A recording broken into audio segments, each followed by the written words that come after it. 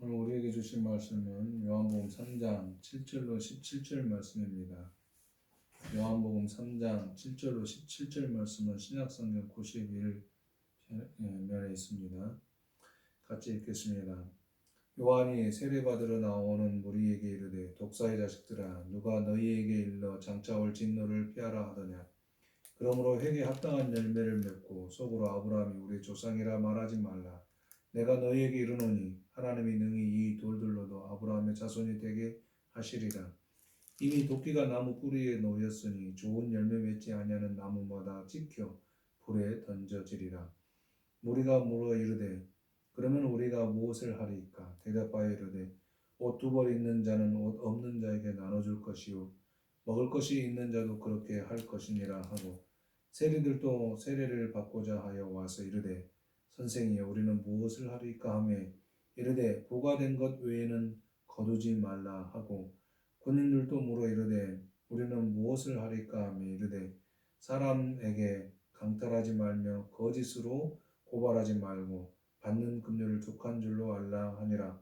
백성들이 바라고 기다림으로 모든 사람들이 요한을 혹 그리스도신가 심중에 생각하니 요한이 모든 사람에게 대답하여 이르되 나는 물로 너희에게 세례를 베풀거니와 나보다 능력이 많으신 이가 오시나니 나는 그의 신발끈을 풀기도 감당하지 못하겠노라. 그는 성령과 불로 너희에게 세례를 베푸실 것이요 손에 키를 들고 자기 타작마당을 정하게 하사 알곡은 모아 곳간에 들이고 쭉정이는 꺼지지 않는 불에 태우시리라. 아멘. 열매 맺는 열매에 회개에 합당한 열매를 맺으라 이렇게 말씀하고 있는 본문을 가지고 세례자 요한의 회개에 합당한 열매 맺는 삶이란 제목으로 같이 말씀을 나누고자 합니다. 열매 맺는 삶에는 어떤 결과를 맞이하는 것을 전제하는 듯 합니다. 열매의 결과 여부에 따라서 성공했는지 아니면 실패했는지를 가늠하는 것이 사람들의 반응일 것입니다. 이런 반응들 앞에서 세례자 요한의 회개에 합당한 열매를 맺는 삶이란 어떤 것을 의미할까요? 한번 같이 생각해 봤으면 좋겠습니다. 요한복음 21장 18절 이하에 예수님이 베드로에게 네가 나를 사랑하느냐 세 번 물으셨을 때에 네 그렇습니다 라고 베드로의 대답을 듣게 됩니다. 그런데 예수님은 베드로에게 네가 젊었을 때는 스스로 띠뛰고 원하는 곳으로 다녔지만 늙어서는 내 팔을 벌리리니 남이 내게 띠띠우고 원하지 아니하는 곳으로 데려가게 된다고 예언하게 됩니다. 이 말은 젊었을 때는 힘있고 능력이 있고 또 한편으로는 성숙하지 못했던 그런 시절이기도 합니다. 그런 때에는 자기의 능력껏 또 성숙하지 못한 그런 모습으로 자기를 드러내고자 하는 의도가 있었습니다. 그런데 늙어서는 힘이 빠져서 성숙해서 또 혹은 잘 익어서 어쩌면 또 이런 표현도 늙어서는 이런 말로 바꿀 수도 있을 것 같아요. 결과물에 창념치 않는 때에는 그때에는 다른 사람들이 그 베드로를 데려다가 결과를 낳게 할 것이다 라는 의미를 담고 있습니다. 개인의 차이가 있으나 인간의 능력을 통해 일하신 하나님이 아니라는 것을 말씀하는 본문이다 이렇게 저는 믿습니다. 구약 성경에 좋은 예가 있습니다. 애굽에서 고통하고 신음하는 백성들을 이끌어내시려는 하나님의 계획은 모세가 애굽의 왕자의 자리에 있을 때 하지 않으시고 살인자 혹은 반역자의 신세가 되어 광야에서 양을 치고 있을 때 아무런 힘이 없을 그때에 찾아오셔서 부르시는데 애굽에서 고통하는 백성들을 이끌어내라는 것입니다. 그럴 거면 애굽의 왕자의 신분이 되었을 때 하셨으면 좋았지 않았을까라는 것이 우리들의 생각이 아닐까 싶습니다. 하지만 하나님의 이끄심은 그렇지 않다는 것입니다. 하나님의 역사는 우리들이 가지고 있는 개념을 뛰어넘어서 일하고 계신다는 것을 확인할 수 있는 것입니다. 그런 측면에서 누가복음 3장에 나타난 하나님의 역사가 무엇인지를 좀 더 살펴보기를 원합니다. 누가복음 3장 1절, 2절에 그 역사적인 때를 나타내주고 있는데 제가 읽어드립니다. 디베레오 황제가 통치한 지 15해 곧 본디오 빌라도가 유대의 총독으로 헤롯이 갈릴리 분봉왕으로 그 동생 빌립이 이두레의 드라고닛 지방의 분봉왕으로 누사니아가 아빌레네의 분봉왕으로 안나스와 가야바가 대제사장으로 했을 때에 하나님의 말씀이 빈들에서 사가랴의 아들 요한에게 임한지라. 누군가가 일하기에 가장 적절한 시간처럼 느껴지는 역사적인 배경에 있는 것은 아니라는 것을 말하고 있다고 저는 보여져요.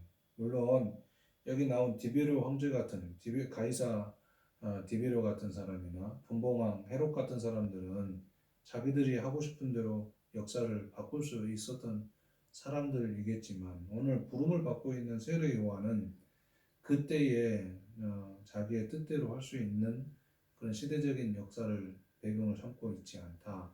이게 오늘 역사를 말해주는 부분이라 생각이 들어져요. 세례 요한을 통해서 역사하는 그때 하나님의 일하심에는 인간적인 그 적절한 때를 말하려고 하지 않다는 것입니다. 인간적으로는 어려움이 있고 능력으로는 한계를 경험하는 그때를 타고서 역사하시는 하나님을 세례 요한을 통해서 경험하게 될 것입니다. 그런 경험의 자리를 지금 우리는 누가복음을 통해서 이게 지나가고 있습니다.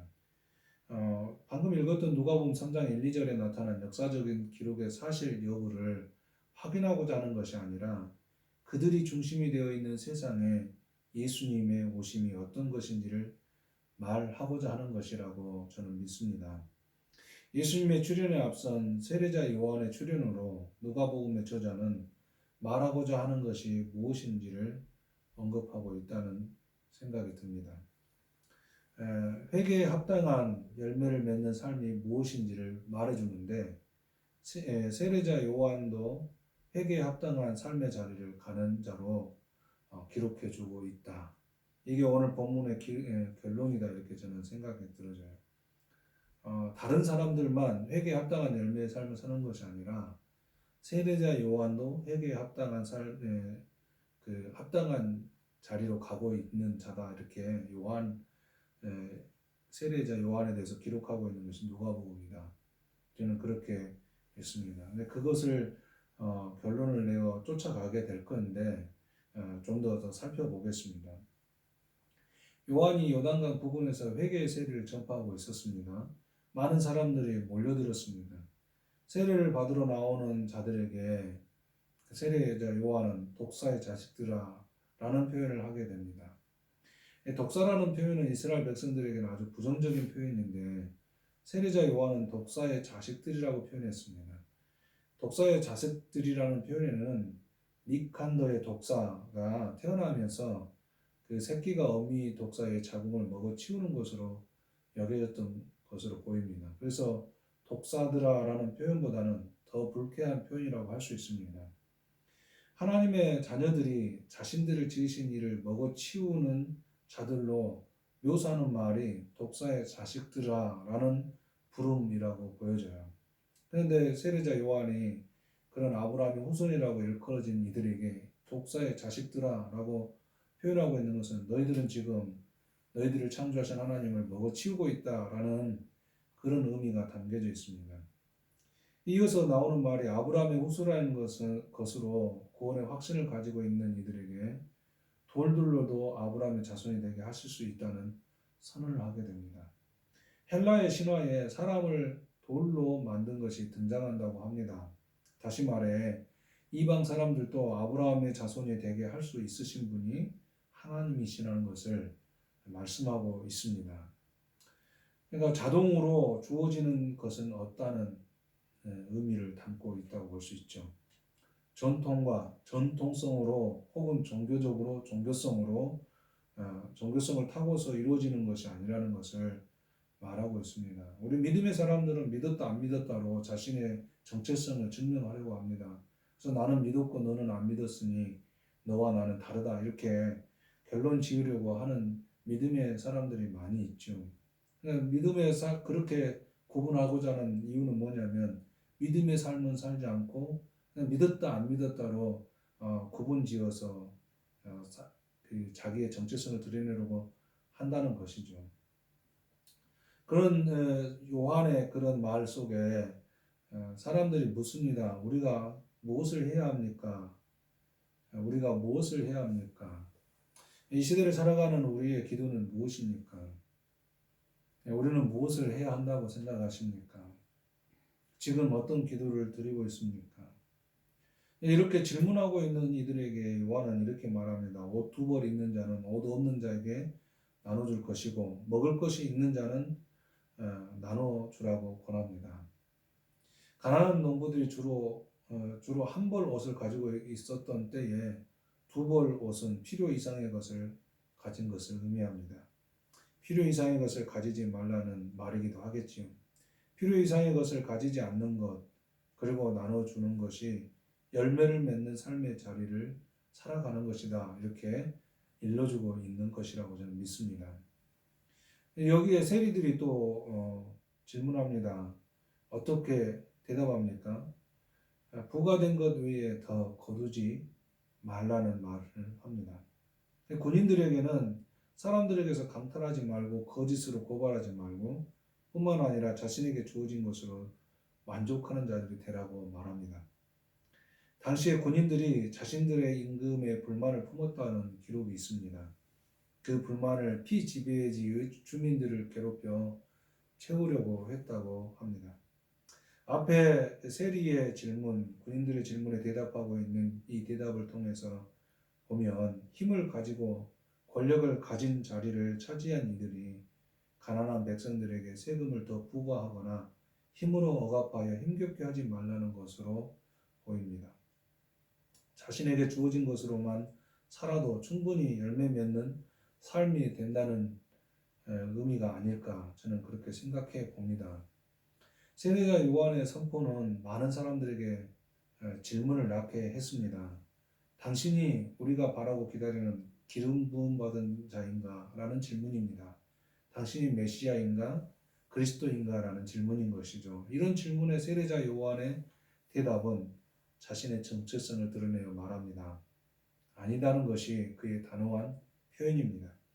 세례자 요한은 자신의 삶에 드리워진 관심과 사람들의 반응에 내가 메시아나 너희가 기다린 자가 아니라 능력이 많으신 이가 오시는데 나는 그분의 심부름꾼으로도 일하기 부끄러울 정도라는 의미를 담긴 말을 하게 된 것입니다.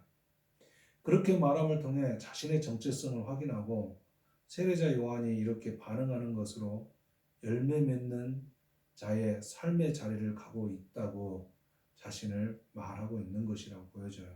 그러니까 누가복음을 기록하면서 세례자 요한이 회개에 합당한 열매를 맺는 삶이 무엇인가 하면 자신에게 맡겨진 삶의 것 이상을 요구하거나 그리고 사람들이 그렇게 반응하는 것에 대해서 동조하여 자신을 거기에 내던지지 않았다는 것입니다.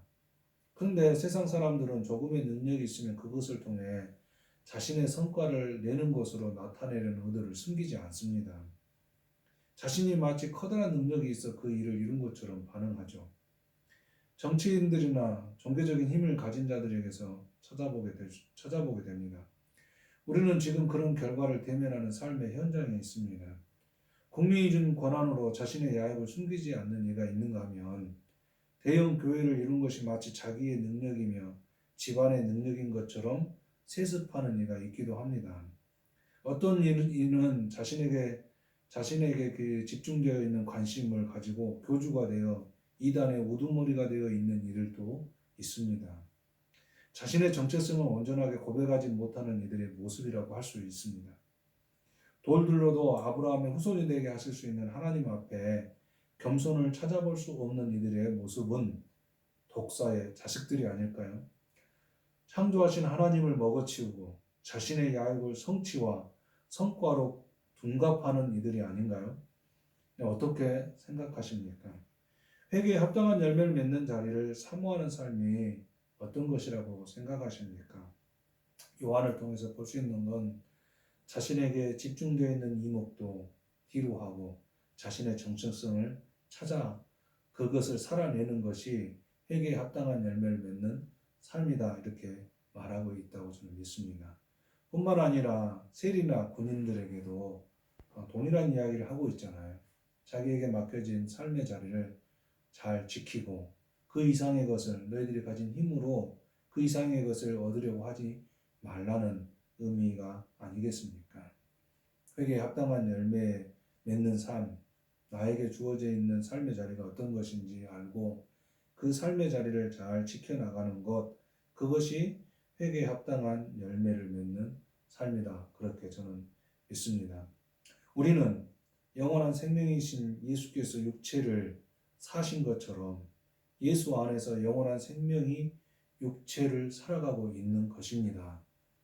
육체의 삶으로 멈추는 것이 아니라 이미 우리에게 영원한 생명의 삶을 허락하신 그분이 육체를 살게 하고 있는 것이니까 우리는 이 육체가 곧 영혼의 삶의 한 켠을 살고 있는 것입니다. 영혼의 한 켠을 살고 있는 우리라면 이 땅의 삶을 어떻게 살아야 할까요? 나에게 주어져 있는 그 삶의 자리 잘 지켜내는 것이 영혼의 삶을 사는 그 과정에 놓여 있다, 저는 그렇게 믿습니다. 우리 모두가 그런 영원한 생명의 삶의 자리를 육체로서 잘 지켜내는 믿음의 삶이 되어지기를 주의 이름으로 축복합니다. 같이 기도하겠습니다. 좋으신 하나님 아버지, 감사합니다. 회개에 합당한 열매를 맺는 삶에 대하여 말씀하는데 세례자 요한 자신이 자신에게 집중되어 있는 그런 이목을 뒤로 하고 자신의 정체성을 바르게 알고 그 자리를 찾아 살아내려는 그것이 회개에 합당한 열매를 맺는 삶이라고 누가복음은 기록하고 있습니다. 주님, 우리에게 허락된 이 삶의 자리, 예수께서 영원한 생명이신 예수께서 오셔서 육체로 사셨던 것처럼 우리도 이제 그 영원한 생명이신 예수 안에서 육체로 삶을 살아갑니다. 이 육체에 주어져 있는 영원한 삶의 한켠을 믿음으로써 잘 살아낼 수 있도록 우리와 함께 동행하여 주옵소서. 예수님 이름으로 기도하옵나이다. 아멘. 지금은 우리 주님 예수 그리스도의 구속의 은혜와 하나님 아버지의 사랑하심과 성령님의 감동하시고 역사하심이 오늘 살아가는 우리들의 삶이 영원한 생명이신 예수님께서 육체를 사신 것처럼 우리도 그 영원한 생명 안에서 이 육체를 살아간다는 것을 확신하고 그 주어진 육체의 삶 안에서 열매 맺는 삶을 살고자 하는 모든 하나님의 자녀들 가운데 함께 계시기를 간절히 축원하옵나이다. 아멘.